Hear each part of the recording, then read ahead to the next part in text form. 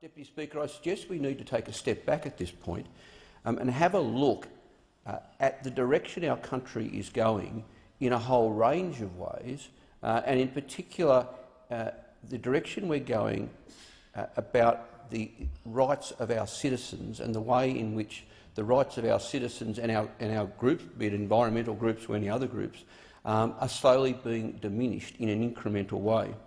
Because when you take a step back and you look at a whole range of decisions that have been made by this and previous governments, including the bill that's before the parliament today that would deny some Australian citizens the right to access all aspects of the legal system, you can draw a conclusion that Australia has reached the stage of being almost in a pre-police state, where the rights of citizens have been diminished so far, where the power of the state has increased so much, that we are in what I'll characterise as a pre-police state. Now, Deputy Speaker, when I turned my mind to this issue today and to preparing this speech, it took me very little time to quickly come up with some 10 characteristics of a pre-police state which exist in Australia right now. And I'll quickly rattle through them if you don't mind, Deputy Speaker. For a start, the way all members of the community are now monitored by the state on account of mandatory metadata retention, which passed this parliament some time ago, is already in law and will be implemented from next month. The community needs to understand that from next month, every phone call they make, every website they visit, every location signal sent from their mobile phone or other mobile device, electronic device, will be recorded by law and can be accessed by the security services without warrant. This is something that has been rejected by many other developed countries. The scale of the mandatory metadata retention which is being implemented in this country from next month is almost unprecedented around the world in any developed country or democracy. Another characteristic of a pre-police state, the way the media is being manipulated in this country. We've seen the way funding for independent broadcasters, the ABC and the SBS, have been reduced. We've seen the way government ministers have bullied the ABC, bullied the Fairfax papers, have bullied some of the News Limited papers, at least the tabloids. We've seen the way in this country the Australian spreadsheet has now become almost like Pravda was in the Soviet Union as the official organ of the Australian Liberal Party. Again, this is a characteristic of a pre-police state, the way the media is being used and manipulated.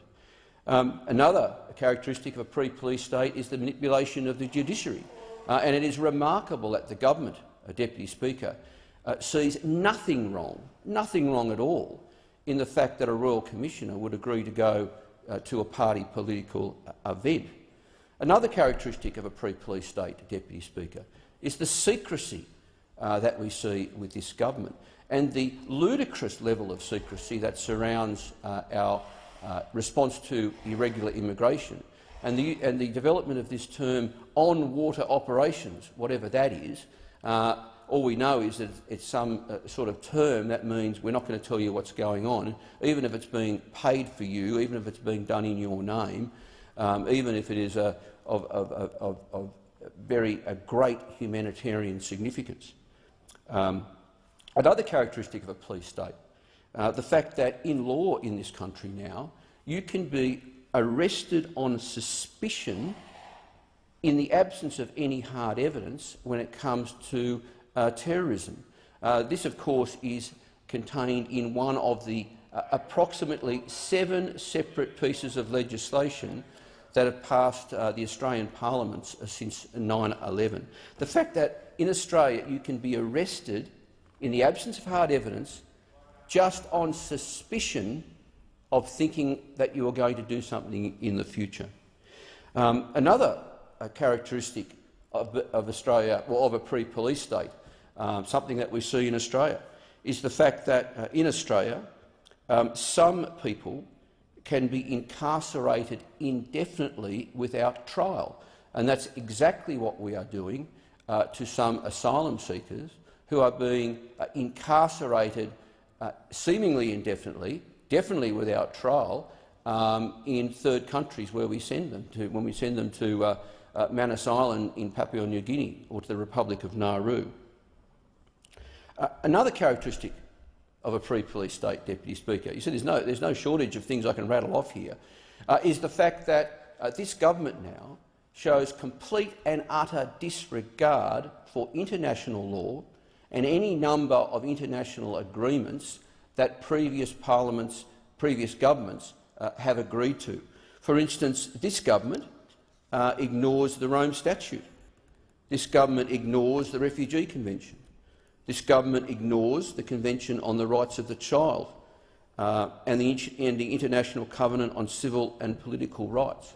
A healthy democracy, one that respects the rule of law, one that respects the rights of its citizens, one that respects the rights of the citizens of other countries, is a government that respects international law and international agreements. Deputy Speaker, another characteristic of a pre-police state is one in which the parliament, the elected representatives of the people, are forbidden to debate and decide on important matters of state. I mean, we had this situation yesterday where the government, in secret, decided to start bombing the sovereign state of Syria, and the matter was never allowed to be debated by the parliament, was never voted on by the parliament. This makes Australia almost unique among our allies and among many developed countries, the fact that in this country the parliament is not involved, is not allowed to be involved in decisions about waging war. In the United States, the Congress has to debate and vote on declaring war. France, Germany, the Netherlands, their parliaments all are required by law to debate and vote on the use of force. Even in the United Kingdom, where it's not law, it's certainly convention, that the House of Commons these days will debate and decide on whether or not British military forces are committed to a conflict. But not in Australia, not in our pre-police state, where the parliament is not allowed even to have a proper debate, let alone a vote about these sorts of matters. Deputy Speaker, another characteristic of a police state we see in this country these days is the way our safeguard mechanisms are disregarded or even bullied if they get in the government's way. We saw the terrible treatment of the Human Rights Commissioner when she spoke up on the issue of asylum seekers. A good government in a healthy democracy would have listened to the Human Rights Commissioner, would have listened very carefully and would have been very careful to take the Human Rights Commissioner's advice and be seen to take that advice. But instead what we saw was a conga line of ministers all lining up to have a go at her and to bully her. That is how an autocratic regime acts. It is not how a democratically elected government would act. It's not how our government should act. It was a shame on this government the way it treated the Human Rights Commissioner. Another characteristic of a pre-police state, Deputy Speaker, is when security agencies start acting beyond their lawful powers. And although it was eventually halted in the face of overwhelming public concern and protest, the fact that the Australian Border Force thought it was okay to conduct an operation on the streets of Melbourne a couple of weeks ago now, where it would have acted unlawfully by stopping people on the street to check their papers, so to speak, something that is not allowed in the Act, beyond their legal power. But was there any condemnation from this government over this? Was anyone sacked? Was anyone held to account? No. All we heard from the relevant minister in interview after interview were attempts to try and downplay the matter and to say that, oh, look, it wasn't that big a deal and it was just a badly worded press release. Well, no, it wasn't a badly worded press release. It was worded exactly the way the Australian Border Force had it intended for it to be worded. A press release that went to the minister's office beforehand. We're not sure exactly how many times. It seems to have been at least twice, perhaps 3 times, perhaps more. Now, Deputy Speaker, that's a long and a pretty painful list to go through. But if I could come up with 10 characteristics of a police state and jot them down in a matter of minutes this morning, and I'm sure I could add to that with any number of other ways in which our democracy is diminished right now. What does it say about our country? And it puts this bill in quite a different light. If we were a healthy democracy without that list of 10 characteristics of a police state, if this bill just came in fresh and there was nothing else going on around us, maybe we would respond to it differently.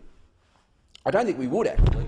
I don't think we would actually, Deputy Speaker, because I think it's well, I know it's obviously it's self-evident we shouldn't diminish the protections for the environment. It's self-evident that we shouldn't deny some members of the community or some groups within the community the right to access all aspects of our legal system, including judicial review. So it's a serious matter in its own right, this bill that's before the parliament. But when you put it in the context of all of the other things that have gone on in recent years in this country, you start to understand that this country not only is going in the wrong direction, but we've gone a long way in the wrong direction. And when you look back at history, and when you look at the lessons of history, and you look at once great countries that deteriorated over time, or their democracy deteriorated over time, and some even ultimately became police states, you see that often it happened incrementally. Often it didn't happen with one seismic event where a dictator came to power. Sometimes these autocratic regimes were democratically elected, and over time, bit by bit, the country deteriorated, its democracy deteriorated. Its democracy was diminished bit by bit. And then one day the community woke up and asked, how on earth did we get here? How on earth did we allow ourselves to now be living in a country that is so bad, that is so far removed from the wonderful democracy it once was? How on earth did we allow a democratically elected government to, bit by bit, incrementally, one bill at a time, take us so far away from the healthy, wonderful democracy we once had? One of the problems, Deputy Speaker, is bit by bit things become normal. We get used to one little bit. Then there's another little bit, another bill. I made the point already. Since 9/11, there's been about 70 separate pieces of legislation in this country to do with our national security, even though it could be argued that our laws at the time of 9/11 in 2001 were just about right. It was clearly a serious criminal offence to murder back then. It still is now. There is no doubt that much of that legislation contained in those 70 or so bills is unnecessary. We have gone too far in that regard. We must, however, ensure that we keep our safeguards in place. And that's why, well, that's one of the reasons that this bill is so bad, that we would think it okay to deny some Australians their lawful access to the court.